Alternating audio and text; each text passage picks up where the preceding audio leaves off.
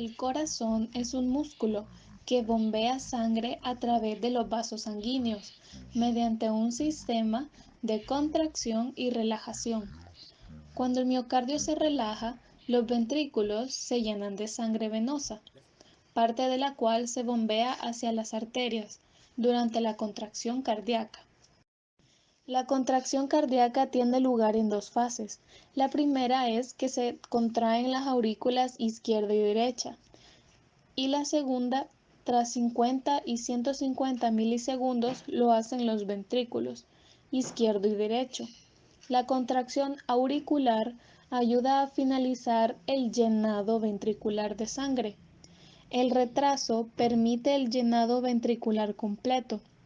Posteriormente, la contracción ventricular expulsa la sangre del ventrículo izquierdo hacia la aorta y la del derecho hacia la arteria pulmonar, tras lo cual el corazón se relaja y comienza un nuevo llenado ventricular.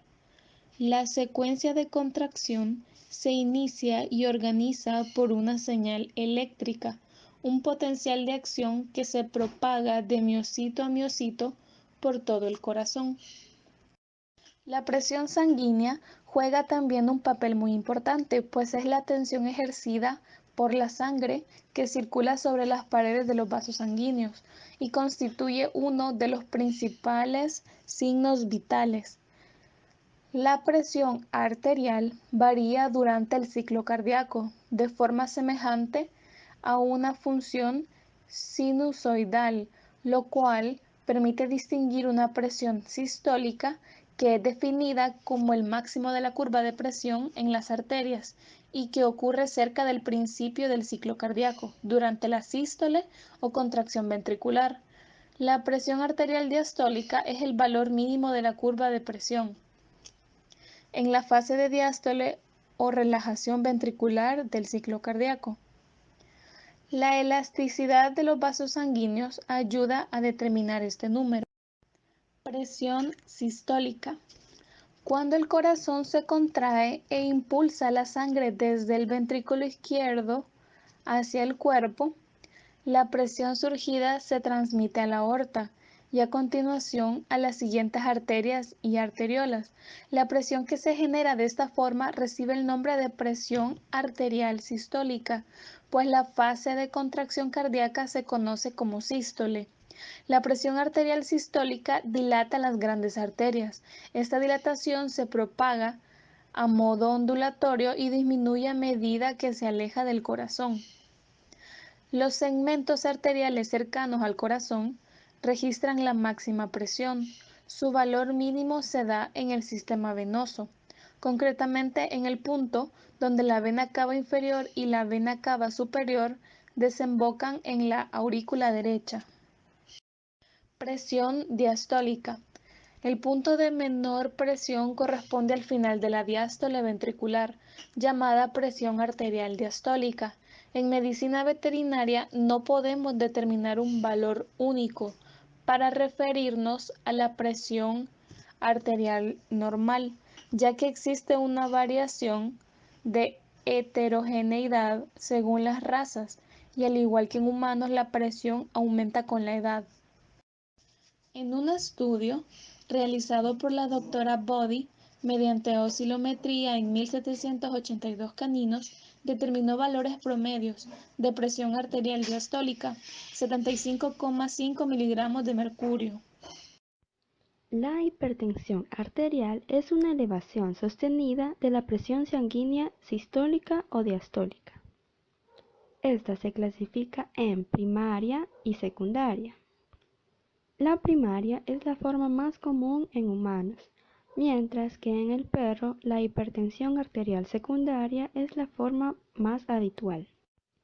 Existen varios mecanismos implicados en la hipertensión arterial primaria o esencial, tales como los mecanismos neurales.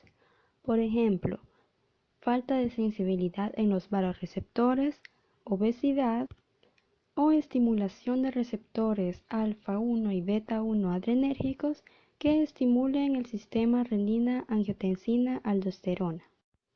Mecanismos renales tales como afecciones del riñón o una alteración de la presión natriuresis. Cuando existe una elevación de la presión arterial, se aumenta la excreción renal de sodio para disminuir el volumen plasmático y recuperar la presión arterial normal. Cuando este mecanismo se encuentra alterado, se requiere de una mayor presión arterial para excretar la misma cantidad de sodio que se ingirió, además de que les toma más tiempo recuperar el equilibrio. Algunos pacientes presentan una relación directamente proporcional en relación con este fenómeno.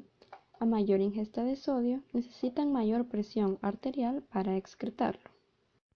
También existen mecanismos vasculares como la disfunción endotelial, que produce una disminución en la liberación de factores relajantes derivados del endotelio y un aumento en la liberación de factores constrictores. Esta misma disfunción endotelial causará una remodelación vascular, que a la vez perpetuará la hipertensión.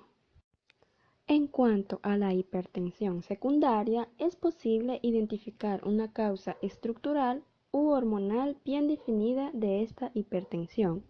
Sin embargo, si la hipertensión secundaria no se controla, pueden desarrollarse cambios cardiovasculares que pudieran hacer que las presiones altas persistan incluso una vez que la causa se corrija.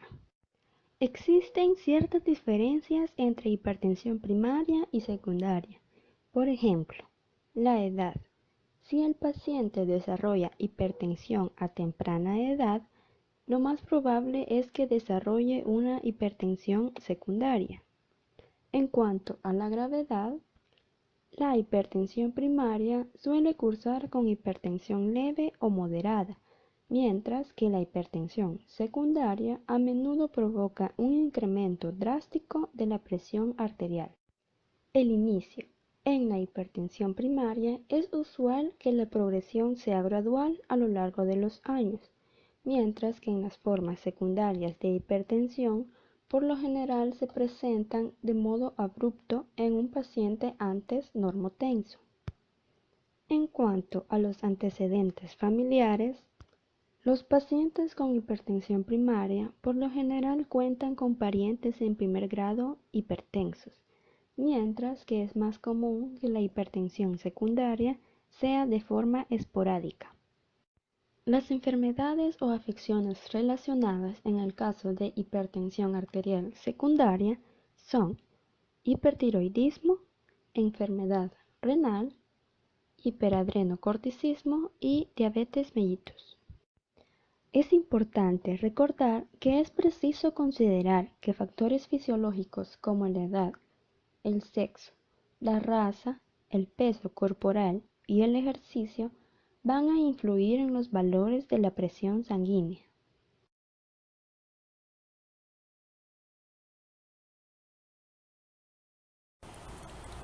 Fisiopatología.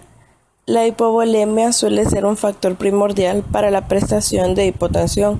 Un déficit de fluidos extracelulares puede ocurrir debido a diarrea, vómito, diuresis y una inadecuada ingesta de agua.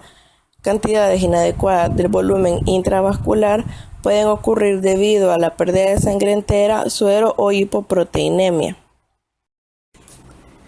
Causas de hipotensión: disminución de la precarga, hipovolemia, hemorragia, traumatismo, pérdida digestiva, poliuría, derrame de líquidos a tercer espacio, quemaduras, golpe de calor, disminución de retorno venoso, taponamiento pericárdico, pericarditis limitante, neumotórax grave, dilatación y vólvulo gástrico, dirofilariosis, disminución de la función cardíaca, miocardiopatías, valvulopatías, bradiarritmias, taquiarritmias, hipoxia grave, disminución del tono vascular, sepsis, CRIS, anafilaxia, anomalías electrolíticas y trastornos ácido-base.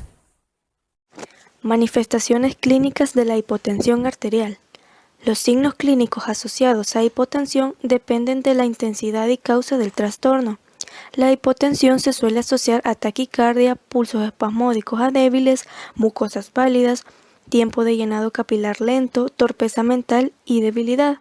Si la causa subyacente es una sepsis, las mucosas pueden estar congestivas o enrojecidas, con un tiempo de llenado capilar rápido. Las causas cardíacas de hipotensión también pueden alterar el cuadro clínico con arritmias, pulso débil e irregular e incluso es posible observar bradicardia.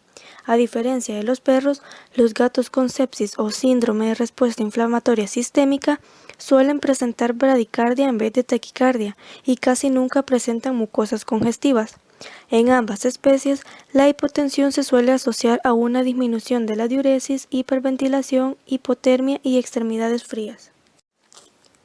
Síntomas de hipotensión: tiempo de llenado capilar prolongado mayor a 2 segundos, mucosas pálidas, pulso débil, extremidades frías, inapetencia, somnolencia y apatía, y reducción de la condición corporal.